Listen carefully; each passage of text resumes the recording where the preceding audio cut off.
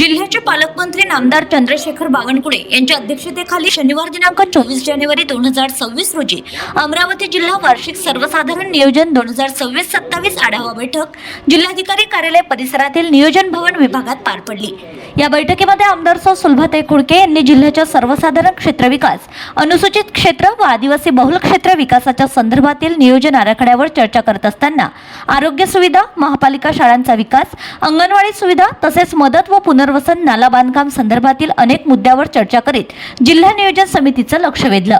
आमदार सौ सुलभाताई खुडके यांनी सांगितले की विभागीय संदर्भ सेवा रुग्णालय अमरावती येथील टप्पा 2 इमारतीमध्ये अॅनॅकोलॉजी विभाग, कॅन्सर युनिट सुरू करण्यात आलाय। मात्र अॅनॅकोलॉजी विभागातील आंतररुग्णांना केमोथेरपी देण्याकरिता रुग्णकक्ष कमी पडतोय, त्यामुळे रुग्णांची गैरसोय होत असून अमरावतीमध्ये सुविधा मिळत नसल्यानं त्यांना पुणे, नागपूर, मुंबई येथे जावं लागतंय।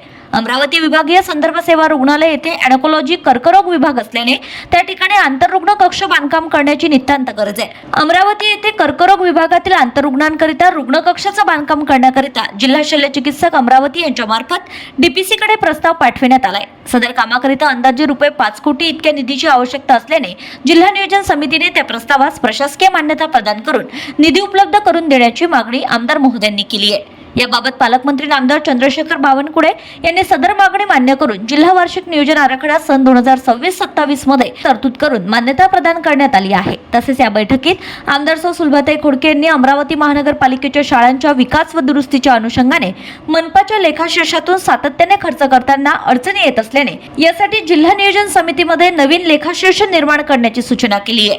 आमदार सौ सुलभाताई खुडके यांनी बैठकीत बोलताना अधोरेखित केले की मनपा अमरावती क्षेत्रात मनपाच्या एकूण 63 शाळा सद्यस्थितीत कार्यरत असून यात मनपाच्या व जिल्हा परिषद कडून वर्ग हस्तांतरित झालेल्या शाळांचा समावेश आहे।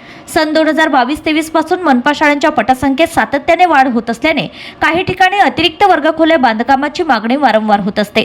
खासगी शाळेच्या तोडीने मनपा शाळांना विकास व्हावा म्हणून शाळांमध्ये वर्गखोल्या, स्वच्छतागृह, विज्ञान प्रयोगशाळा, संगणक प्रयोगशाळा, डिजिटल शाळा, वायफाय सुविधा निर्माण करणं आवश्यक आहे। सद्यस्थितीत अमरावती मनपाच्या वार्षिक तरतूदमधून व उत्पन्नातून ही कामे होणं व विद्यार्थ्यांना सोयीसुविधा पुरविणं अशक्य दिसून येतं।